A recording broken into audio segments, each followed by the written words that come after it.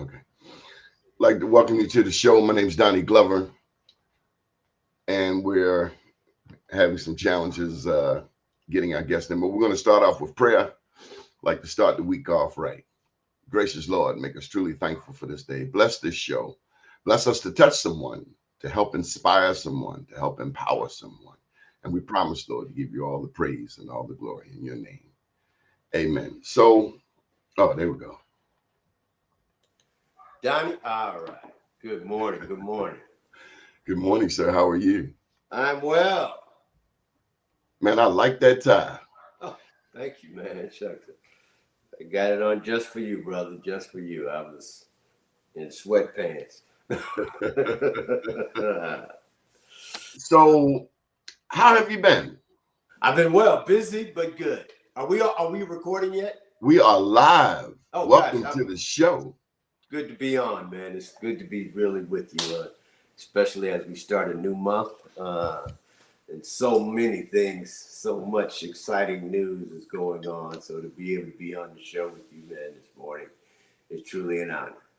Well, I have to ask you this. Any thoughts on Friday and Saturday, 103 years since the destruction of Tulsa's Black Wall Street? Yeah, I appreciate being on your show this morning. You know, we have a women's business center in Tulsa, the U.S. Black Chamber. We've had it now for a few years. It's really an irony that's going on in that city. You know, I've been there now a few times, and when you talk to the local residents, talk to the people that have moved to Tulsa from outside the state, it's a low percentage of people that actually know about the history of their own community. People that live there weren't taught about the massacre. People that have relocated there say, yeah, well, you know, I think we had some kind of issue here back in the 70s, didn't we? And I'm like, no, you know, you're talking real history there. But just not enough of the local citizens understand what happened in Tulsa. And to be able to be on this morning to talk about, you know, 103 years later is truly the kinds of conversations that we need to have, because it's not being taught in the school systems, particularly those that are there in the local community of Tulsa. Tulsa was a great city. It showed America that we can do for ourselves when given the opportunity. And it only took a few Black people to have a vision to be able to start the city, and the rest of the city's population moved there because of the opportunity and the growth. And I think, you know, in the future, you'll be able to see other cities like Tulsa come around in America. Tulsa was just one of 50 Black towns around the country, 20 of them being in the state of Oklahoma, because of, you know, the segregation that was going on around the country. Folk thought that, hey, we could do better by ourselves, working with one another to make sure that we have an economic agenda. And so hopefully you'll see cities like Tulsa, or at least the initiatives to be able to support each other through economics and through Black business, that there's a resurgence of that around the country. Speaking of vision, is it 14 years now that the US 15 Black years, Chamber? 15 years this past March, 15. 2009. Yeah. Wow. Wow. How does that feel?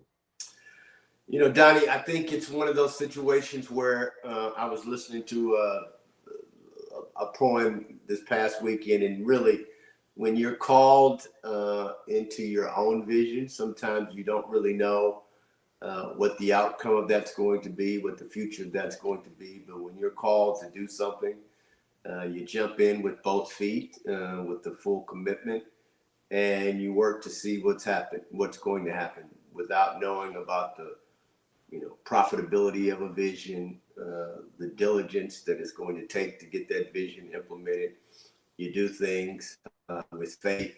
And 15 years later now, man, Donnie, we have 172 Black chambers around the country with over 300,000 members. And if you'd told me or asked me 15 years ago, did I see this happening? I did not have that in my own sights, but I knew that there was a need.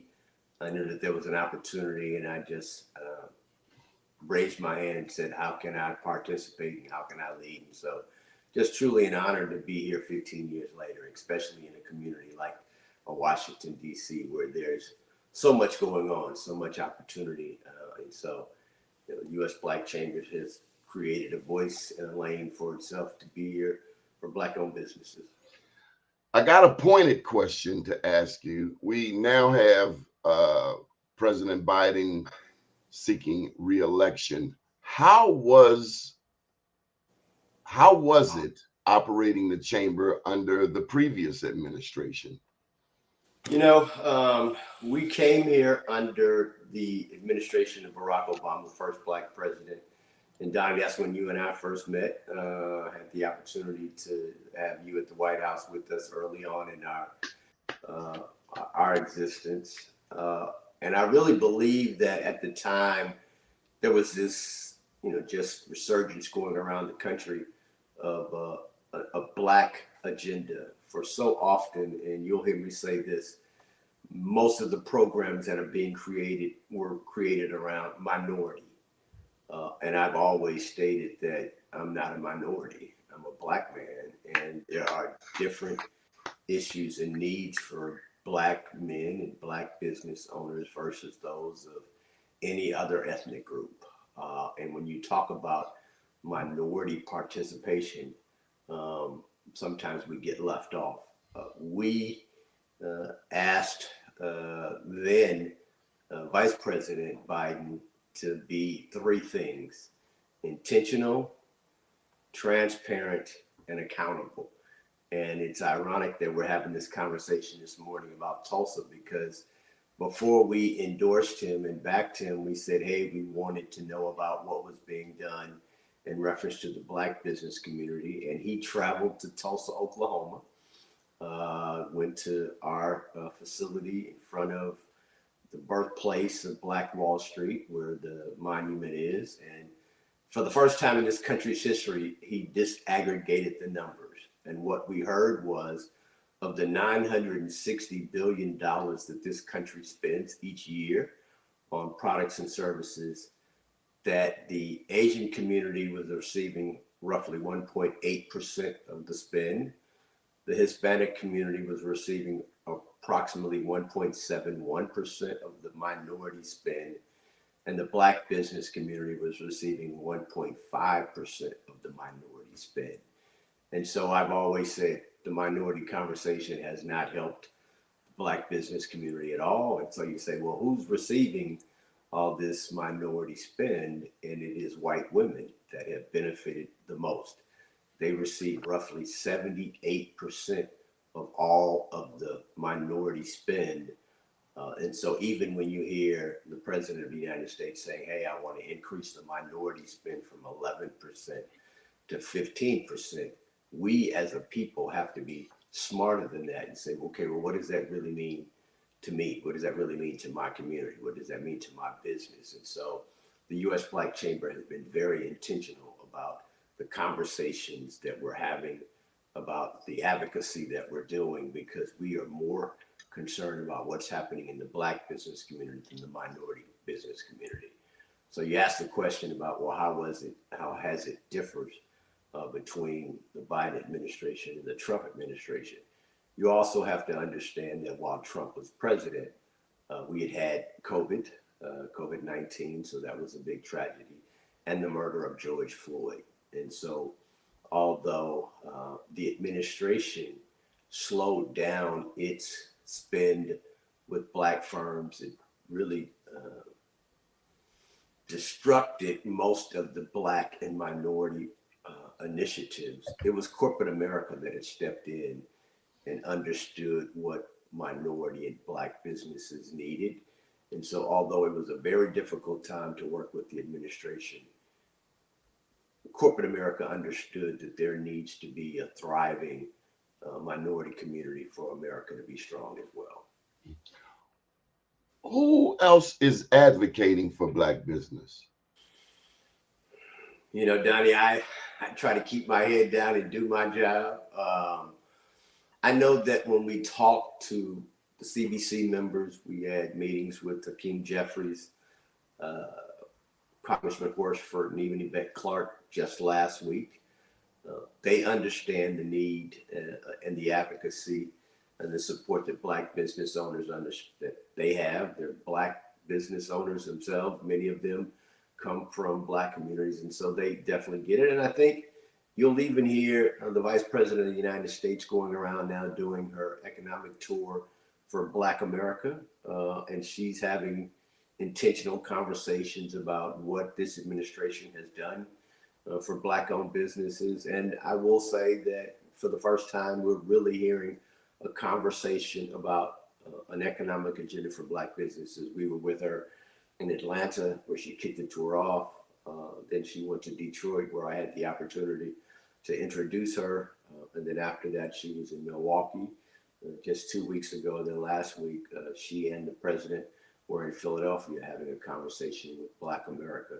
So I think this administration truly understands that it is going to be Black America that once again saves democracy, because we're not seeing a lot of the guardrails that have been created to keep America in a progressive and diverse conversation being under attack. I do believe that when you have folk like the vice president that understand that, hey, in order for there to be a great America, there's got to be a great Black America.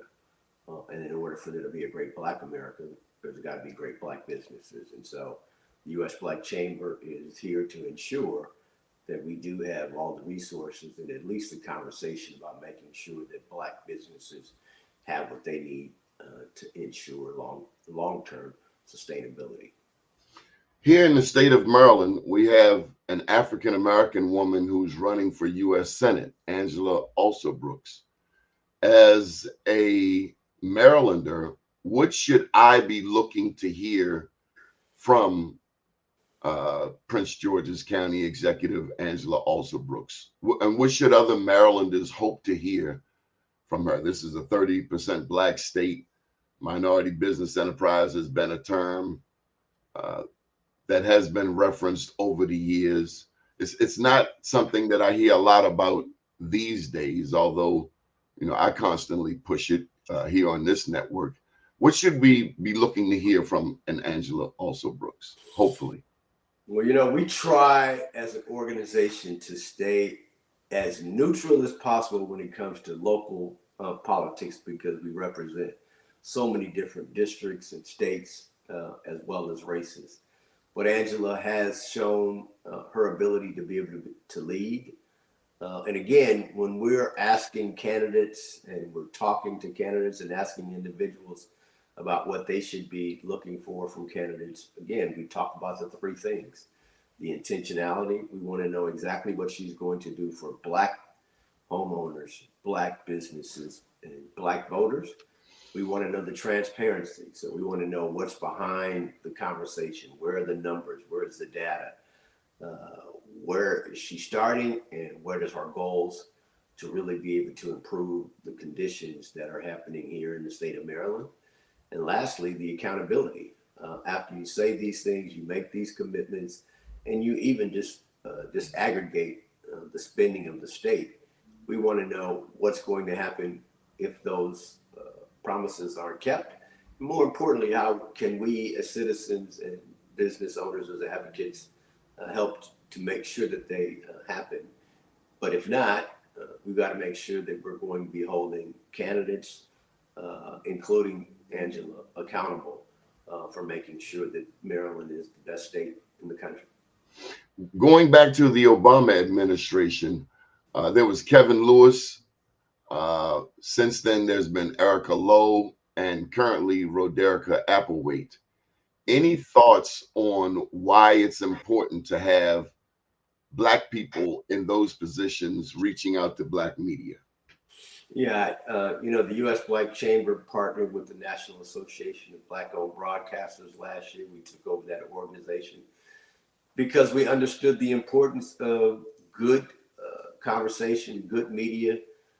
You know, when COVID happened, we lost 42% of all Black-owned businesses, 41%. that represented 442,000 Black businesses closed between the months of February and April of 2020.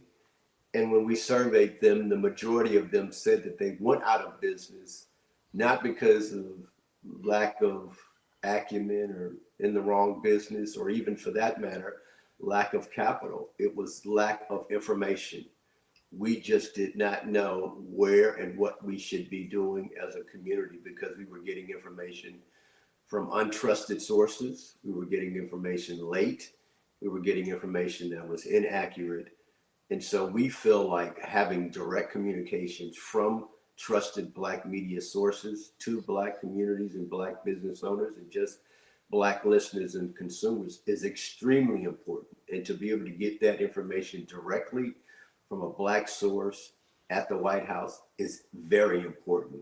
And we've seen it in these last 2-3 administrations that are being led by Democrats. And it is changing the trajectory of how Black people respond. I think what's important now, Donnie, is to make sure that the messaging from this administration is getting to the listeners and the potential voters around the country, because this administration has done some marvelous things for Black communities, Black businesses, Black students, Black homeowners, but it's just not reaching the voters, potential voters, about what's happening. And so it is going to be even that much more important going forward between now and the end of the year to be able to tell some of the positive news that's happening here in Washington, D.C. as it relates to Black businesses and Black consumers. What focus do we have on the next generation? You know, that's a really interesting question. We started this talking about the massacre of Tulsa and the lack of information that is being shared with not just the generation in here, but the generation coming behind us. There's so much information that's out here via internet, via Google, even via AI, but we've got too much information coming to young people. They're being inundated and it's constantly changing. You know, in our world, when you and I were coming up, you could trust your teachers, you could trust the sources that you were getting information from because it was relatively limited. Now, much of that information was being tainted or not being told to us or being given to us by individuals that didn't necessarily always have our best interests at hand. Now there's information for young people to be able to find out by themselves. But for a young person, it's difficult many times to be able to have the interest to be able to go out and do the due diligence about their own communities and about their own history.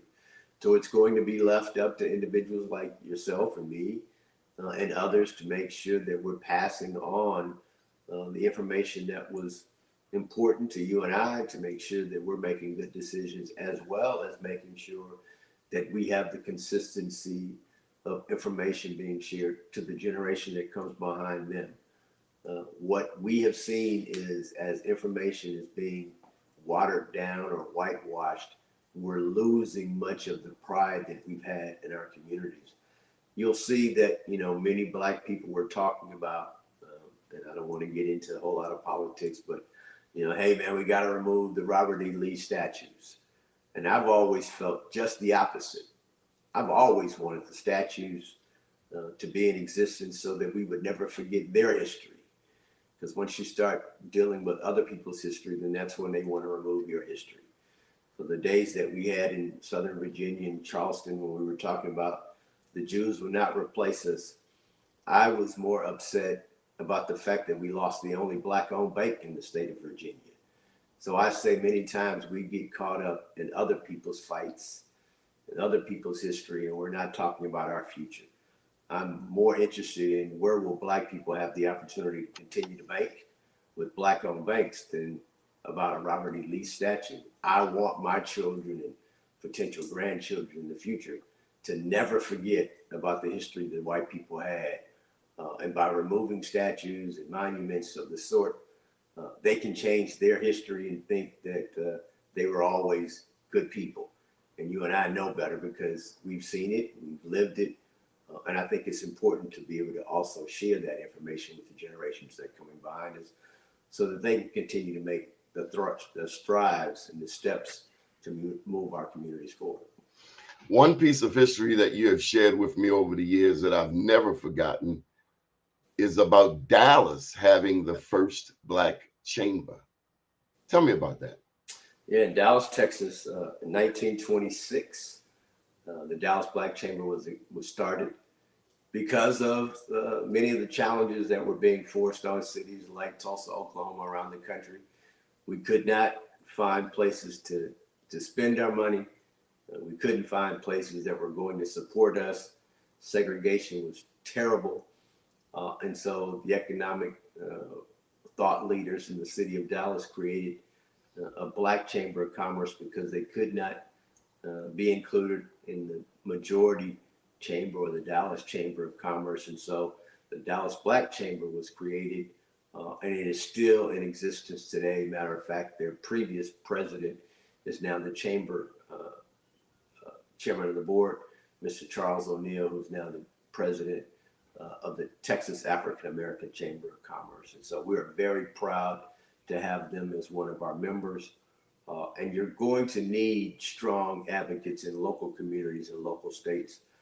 As you know, Texas is one of the states that are going through a major turmoil as it relates to politics and some of the legislation that's being created from the education system all the way across the board. And so it's very important that we have chambers of commerce that are there that understand what it is business owners need, particularly Black-owned businesses. What is your why, Ron? You know, I'll give this story. I remember when I first came to Washington, D.C. In March, right after the election of President Obama. And I remember taking a double-decker bus tour, and it was cold, snow on the ground still. And I looked out at the license plates of Washington, D.C., Donnie, and you know this as well. It says taxation Without representation. And I thought to myself, that's who Black people are. We have been paying into systems. We have been paying taxes. We vote. Heck, Donnie, we even pay tithes. But yet we've not had anyone that has been there representing our voices, representing our concerns. And so my why is really there to be created to make sure that as successful as we are as business owners, as hard as we work, as much as we pay taxes, you've got to have somebody there that's going to carry that voice on forward for you. Many times we do all the right things and still don't have anybody fighting for us. We've had great leaders coming from Baltimore that have been big heroes of mine. My father was in the Black Panther Party, so we've always stressed upon us that your voice is extremely important to make sure that you're representing the community in which you live for. So my why is to make sure that my father's message does not go without being unheard. You alluded to the church. What role does the Black church play in our trajectory when it comes to Black business? We have what, $1.6 trillion in annual disposable income, the equivalent of maybe the 16th largest economy on earth. You know, I was blessed to grow up in Oakland, and I had a mother that was a teacher and a minister.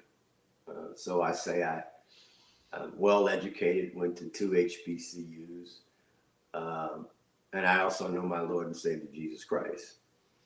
But I also had a father, and my father was a business owner as well as a member of the Black Panther Party. So I'm about business, and I don't take no shit. I think that the church plays a role, and it's a great role. I mean, it taught me how to be a leader, but it also taught me how to be a servant. I think it's a message that's there of hope and how to work in organizations. It is just a community in itself, and it gives people the opportunity to grow and understand how to work within organizations. I think the message is there in that we live for a greater cause. And I think the church, from an economic standpoint, when we first began I was involved in a group called Black Wealth 2020, where we had three initiatives. The first one was we wanted to increase the number of Black homeowners. And we worked that through the church. We wanted to get to 5 million Black homeowners because we understood that home ownership was one of the fastest ways to be able to create generational wealth. The second goal was we wanted to double the number of Black owned businesses. Again, we worked through the Black church to get that message out. But not only did we want to double the number of Black owned businesses, but we wanted to double the annual revenue of those firms. At the time, the annualized revenue for a Black firm was roughly $75,000. The goal was to get that to $150,000, and we were on track right before COVID happened. And the third one was to increase the number of Blacks that had bank accounts with Black-owned banks. The Black church gives you the opportunity to have conversations with Black citizens, Black business owners, Black consumers, each and every week on a consistent basis. But the challenge is Black churches, as you stated, create a lot of wealth on Sunday morning, and many times they deposit those dollars into white-owned banks where they can't even go themselves and take out a loan to purchase a building or to create a program. And so we've talked to Black churches about making sure that they are looking at potential deposits in Black-owned banks. But Black churches are very important from an economic standpoint, from a political standpoint, as well as a way in which we can move our communities and agenda forward by just having the pulpit to be able to talk to folk every week. How can we get the church better involved? You know, that has been a challenge for years. And I think we've got to make sure that now people are still going back to church. I think after COVID and many of the churches went online, we've lost a lot of those folks that have not come back to the house of the Lord. They're getting the message, but many times it's via internet or TV evangelists. And I think you lose a little bit of that connectivity, that spirituality. And so I think we got to start by making sure that folk are going back to the church house.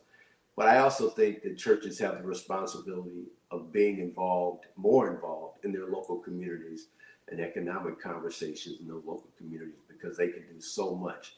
Churches have buildings that are there, and many of them aren't being used, but possibly on Friday evenings or Wednesday nights for Bible study and then Sunday mornings. Those buildings could be used for many times small business owners need a place to be able to showcase their products and services. Why not at those churches? I just think that the church has the opportunity to bring us all together, to be able to share a good message, as well as being able to support the economic businesses for many of those church members in their congregation as well as their communities. Tell me about the Black businesswoman. I was having a conversation with a group online, and it was brought to my attention. Silly me. I thought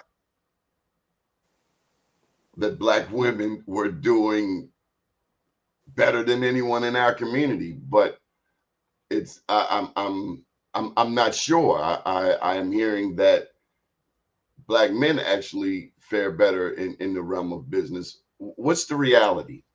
The reality is that Black women are opening businesses at the highest rate. Okay. They're growing businesses, they're opening businesses. But Donnie, you have to understand that many of those women were forced to open up businesses. During COVID, they were, in many cases, the first to get fired or laid off. Many of them needed the flexibility now of being able to manage households because their children were forced now to stay home.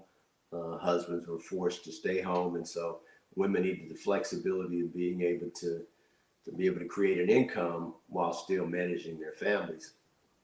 And so women have always been entrepreneurial. They've always been able to, even back in the day, bake pies and cakes and sell those, do the alterations, do hair and makeup. And I think women have now seen that, hey, they could go out and do this for themselves. But I would much rather women be able to stay home, raise families, create the kind of infrastructure that we still need in the family environment. So to ask the question, I think sometimes we have now created this division between men and women. And I think what has happened is the Black voice has been limited to some degree because now you have a women's movement and a women's voice and a men's voice and a men's movement, as opposed to it just being a Black conversation.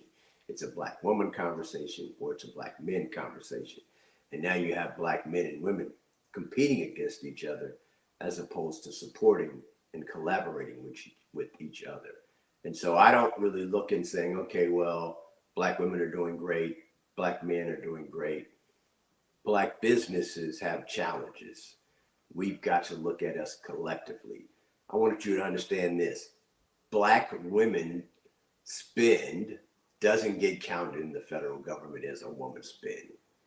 There's not enough Black spend in general for them to segregate. This is how much goes to Black men versus Black women. It's collectively 1.5%. So all of us together still aren't doing much work with the federal government. And if we're not doing much work with the federal government, it's probably even half of that with the private sector. And so as much as we say, well, Black women are opening up businesses, we've got to make sure that we're looking at the transparency of what does that really mean in reference to annualized revenue. How many employees are they hiring? How much taxes are they creating? And those numbers we don't have yet. Earlier in the conversation, you spoke about, I want to touch on minority business enterprise. I agree with you. I'm a Black man. I don't consider myself anybody's minority. I have a passport. I've traveled. I've seen that people of color are more all across the world. Mm-hmm. Nonetheless, if you're going to get contracts with the city of Baltimore, and I'm just coming from a Baltimore-centric perspective, if you're going to get contracts with the state of Maryland or even the federal 8A program, there's this certification process, whether it's the 8A or state MBE or city MBE. A lot of paperwork. Some people pay people to get them certified, what have you. And then after you get the certification, that just opens the door and allows you to enter into the competition. You still have to navigate in order to get contracts. Your thoughts on minority business enterprise and certification? Well, I'm a former business owner. I'm a graduate of the 8A program. So I've gone through the process. I didn't pay anybody to fill out my paperwork. But again, this was back in the early 90s, late 80s. And I say a couple of things. One, I think it should be difficult. It should be very difficult to get into the program. Because once you get into the program, as difficult as it is, it could change your life.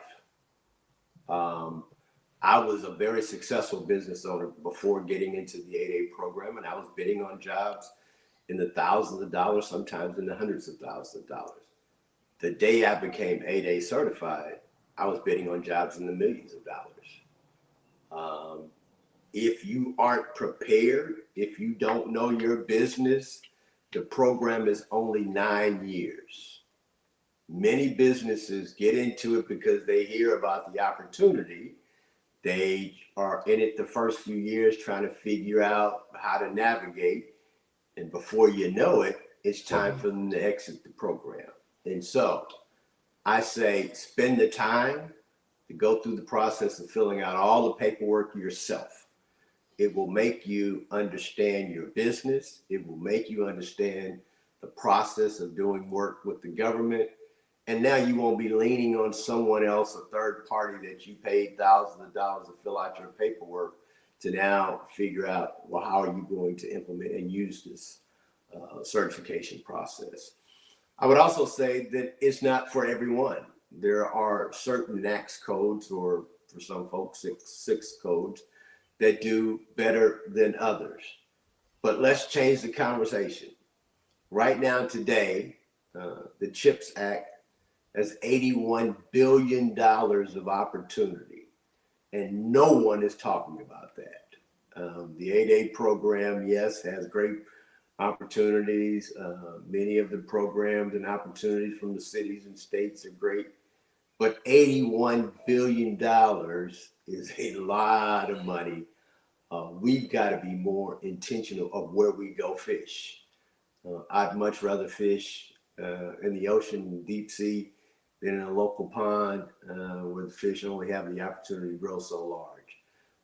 And the CHIPS Act is one of those. Before last year, we were talking about the infrastructure bill. There was a lot of money being spent there as well. Challenges are down in many of our firms are just too small. When we talk to both corporate America as well as the federal government, they say, Ron, we do more business with Black folk if we could, one, find them, and we'll talk a little bit about how businesses now can be found. And the second one is they don't have the size and the scale. The average Black-owned business is doing less than $200,000 a year, and many of these large contracts are sometimes $200 million a year. And so it's unrealistic for the federal government to say, okay, well, yeah, we're going to give you an opportunity to compete for this $200 million opportunity when we know we've seen you do business. Let's say you're a $2 million firm. And so we're telling firms, hey, let's look at mergers. Let's look at joint ventures, consortiums, and where it makes sense. I know you're there in Baltimore, so you know about Reginald Lewis, who did acquisitions. I got to a certain size in my own firm after being 8A certified and realized that I still wasn't large enough to compete for some of the large opportunities that I was looking for. And so I spent 6 months looking to acquire a firm and ended up buying a firm that doubled my size once again. And so I think many of our business owners have to think outside the box, have to look at mergers and acquisitions as a part of their strategy to be able to compete for some of the contracts that are coming into play today. Wow. Tell me more about this CHIPS Act. I've never heard of it. Oh, gosh. The CHIPS Act is just what it is. It's all about developing the new chips for all these computers that we see running around the country. And President Biden said, hey, he was creating a Made in America initiative. Most of the chips that we were buying historically were coming from overseas, China, Japan. And so we're saying we're going to manufacture them here in America. You'll see communities in Texas and Kansas that are opening, building huge infrastructures, hiring hundreds of new individuals to come and work in these facilities, but they are all going to be spending money on subcontractors, and it is our opportunity to now get into play to be able to compete successfully for those contracts. But many of those have not been released. And so what the U.S. Black Chamber is doing is that we're asking for twofold on the existing contracts that are already in play.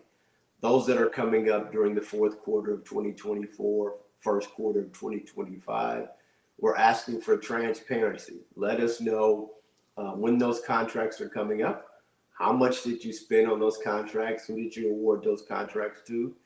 And if you can't find those Black firms that you say, then let us go find them. And if they don't exist, we'll come back and say, hey, there's not a Black firm that can do that. Now it's going to be left up to us to go and create those firms, do mergers, acquisitions, put 3 or 4 firms together to be able to create the size of the firms that they need. But we've got to do more than just say, okay, well, we tried, it didn't happen, and so let's use that as an excuse. The U.S. Black Chamber is saying we're not going to go for the old excuses that were created before in reference to not being able to find Black firms. And what we're doing now is we created our own certification platform. You said, hey, many of these firms are out having to spend thousands of dollars to get certified, and it is true. But even more than that, many of the certification programs are extremely discriminatory.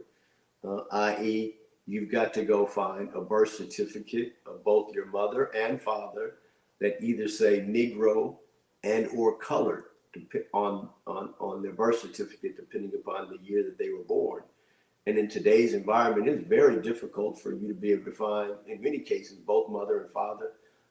They may have been divorced or deceased, or you may not even know them or being able to contact them. And so the U.S. Black Chamber is saying, hey, we've created our own certification process.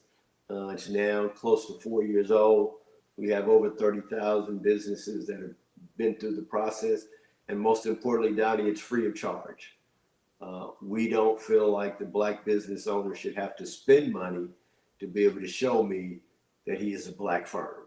Because when I ride down North Avenue and they pull me over, it's no question I'm Black. Exactly. And I think certification ought to be as simple. It should be as just. I mean, there should be things that we need to make sure, but I'm not as concerned about your profitability. Your profitability doesn't showcase the fact that you're Black or not. I can see that from a driver's license. I can see that from the ownership documentation.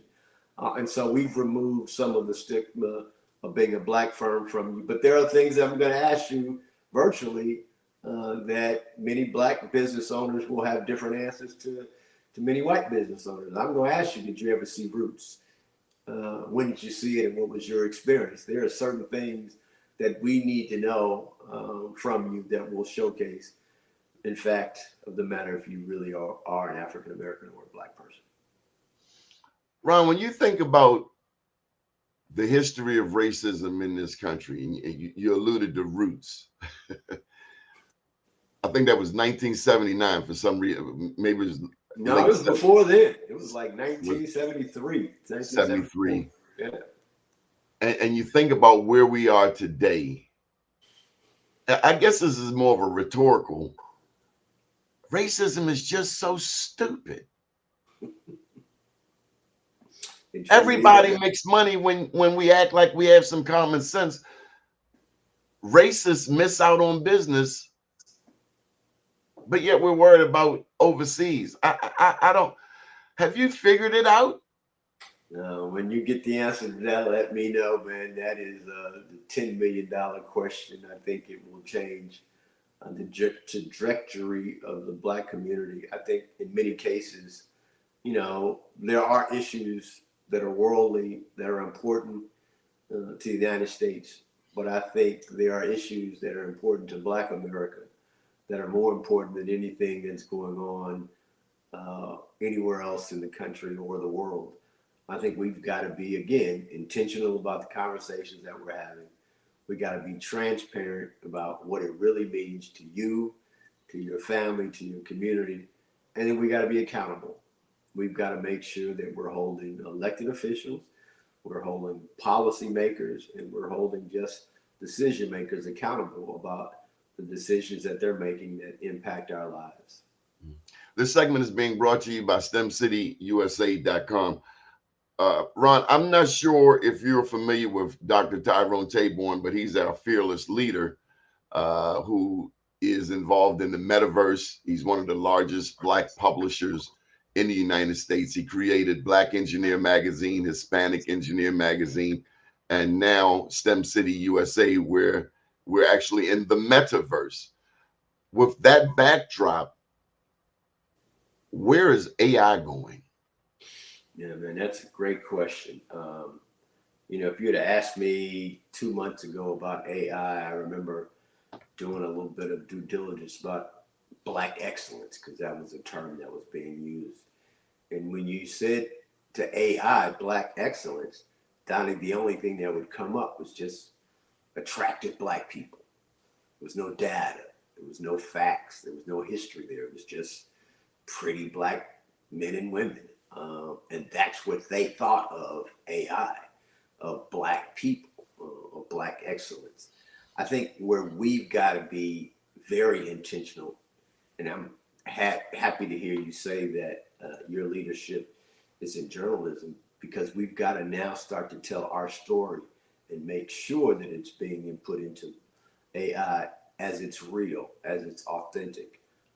because it can change the future of how the world sees Black Americans if it's not accurate and authentic. But I also say that there are things that AI can do that are going to be extremely helpful. We talked about how do small businesses, Black-owned businesses, interface and interact with large companies, federal government, federal agencies, and many business owners, particularly Black business owners, know their business extremely well. They do well with their business, but they haven't done very well in reference to how it's presented on paper or through the internet or through Google. They don't have those capabilities. So what we're saying is, hey, let AI create your statements, create your ability to be seen in the internet, in the metaverse. It can take what you say with a very few words and turn that into something that will make you look like you are just a great business owner. I'll give you a great example. On Friday, after the announcement of the Trump trial, I talked to some AI folk, and I was just venting about Black people having to save democracy. And I was on this conversation for about 30, 45 minutes. And they took what I was saying and took those conversations and created an op-ed from it that will now be seen in the Washington Post. It wasn't me having to type out the op-ed or create the story.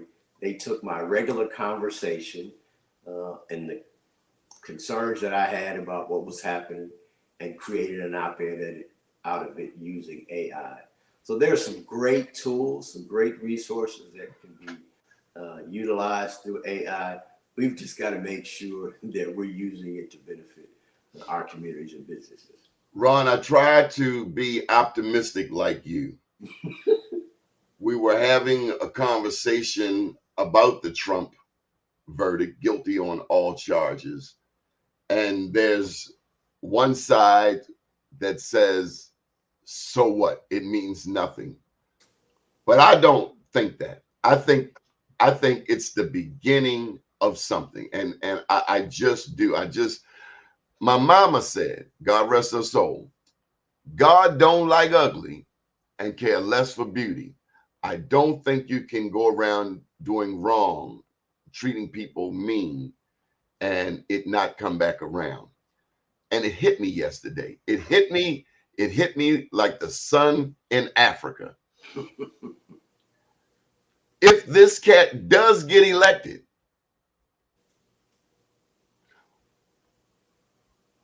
it strengthens the argument for returning citizens. 35% of the people in prison look like you and me. In a country with 5% of the world's population, yet 25% of the incarcerated persons. What do you think a Trump what impact might this have on returning citizens, of which we star in that movie? Something to think about, huh? Yeah, that's a great perspective. I hadn't really given. They can't say you a convict. Your president won. Yeah. I think there's some validity to that. My concern is that, I talk to white folk, white voters quite often around the country, and they have basically said we're going to overlook this guilty verdict. We're going to overlook all of his bad actions. If you remember, he talked about Hillary Clinton being found guilty and how she shouldn't be able to run for president. And, here it is, as you talk about karma, him going through the same type of issue. My concern is I don't really care about what Trump is or isn't. It ain't about Trump to me. It is really about the guardrails of democracy. I believe that Trump is so indebted to individuals and organizations that if he gets elected, that he'll just be a puppet to billionaires that have loaned him money, that have gotten him out of issues over the last 10 plus years. And now he will be so indebted to many organizations that he'll be forced to make decisions that will be detrimental to this country. And so historically, black folk have always been there to vote for democracy. And I think in order for democracy to continue, it is going to be, once again, black people that are going to have to save it. I don't think that a Trump administration will be good for democracy. I think it'll be terrible for the country. I think Biden understands that, and that's why he's got this whole black tour that he's going around talking to black voters, because he understands that it was black voters that got him elected before. That right now he's got to go back to those black voters to get him reelected, if in fact it happens. So, Ron, I have to share this with you. It came out April 5th. Zimbabwe. You ready? Mm-hmm. Zimbabwe has introduced a new gold-backed currency called ZiG. The name stands for Zimbabwe Gold. It is the latest attempt to stabilize an economy that has lurched from crisis to crisis for the past 25 years. Any thoughts on either Zimbabwe or the continent of Africa overall? One of my first research papers in grad school had to do with African-American economic cooperation. Leon Sullivan comes to mind. He would have those summits over in Harare, Zimbabwe, God rest his soul. And there have been others who have talked about what some view us as the modern, you mentioned the Bible, modern day Josephs, sold into slavery. That's a part of our history. And what we can do from our perch here in the United States. Any thoughts on business in Africa? Just last week, the president of Kenya came to Washington, D.C. I had an opportunity to be with the vice president and their president, President Ruto. I also serve on the board for the International Chamber of Commerce, where we have several countries represented there. We have 6 chambers on the continent of Africa, so we get a chance probably twice a year to visit the continent. And the continent is, I believe, the greatest opportunity that Black Americans have. 98% of America's growth is going to come outside of the boundaries of the United States of America, meaning that if we are going to prosper, we are going to have to look outside of the United States for that prosperity. And where else better to do that than the continent of Africa? I think part of the challenge is a lot of Black people have never visited the continent. And so they have this perspective that Africa is still, Tarzan and Jane and living back in prehistoric days. And that's far from the truth. Some of the richest countries in the world are on the continent of Africa. You can't go any further than Qatar and know that it is the #1 country in the world in reference to richness. Part of the challenge, though, is we just got to make sure that we're having the connections. I think a lot of people think, well, I have created this widget here in America, and I'm going to go sell it in Africa because of the population here. And that's the wrong concept. The concept has got to be, hey, I've created this widget. Let me take it to Africa, manufacture it in Africa because of the resources that are there, the labor pool that is there, and then sell it to Americans and to the rest of the world. It was funny. I was in Switzerland last year for a meeting, and they were talking about, hey, this is the best chocolate in America. It's the best chocolate in the world. It's a Swiss chocolate. But they get the chocolate from Africa, So we've got to just make sure that we are telling our own story. And I think once we do that, I think that's where we have the opportunity to really be able to change what's happening, not just on the continent of Africa, but also to Black Americans here. People would be surprised where Coach bag where they get their leather. I was in Ethiopia, and it's my understanding that those goats in Ethiopia are often sold to places like Italy and other countries. It's funny because I have a clothing line, so forth, and I get things done in China, but China is buying the products from Africa. Many times they're getting it manufactured in Africa, shipped to China. China's putting their label on it and my label on it and shipping it back to America, where we should just be going directly to Africa. We can cut out, the middleman. In this case, China is the middleman. I just think we've got to make the connections. Africa is looking for us to come back. We've just got to make sure that we're doing it intelligently and where and how it makes sense. Ron, I want to thank you for taking time out of your busy schedule, hanging out with the vice president. So thank you for letting me hang out with you this morning. But I would be so remiss if I didn't put out there that my daughter, she's now in school. A special thank you to Tiffany, also to Mr. Phoenix, J.K. Phoenix, for making sure we got this interview. But my daughter, entrepreneur, 6 years, she's back in college, just had a 3.5 semester. But I certainly wanted you to put a plug in for Mr. Buy Black. You know Mr. Buy Black? I do, and I was going to say before I left, I was going to have to give a shout out to Buy Black, to your audience, listeners, viewers. If you are looking and you're truly saying, hey, I want to support more conversations like we're hearing here in Washington, hearing on the Doni Glover Show. And you're looking for Black-owned businesses, and you're looking for Black-owned products, go to BYBLACK.US, buyblack.us. You'll see it there on the link. It will give you the opportunity to support Black-owned businesses. Many people have the impression that, I can't find one, so it must not exist.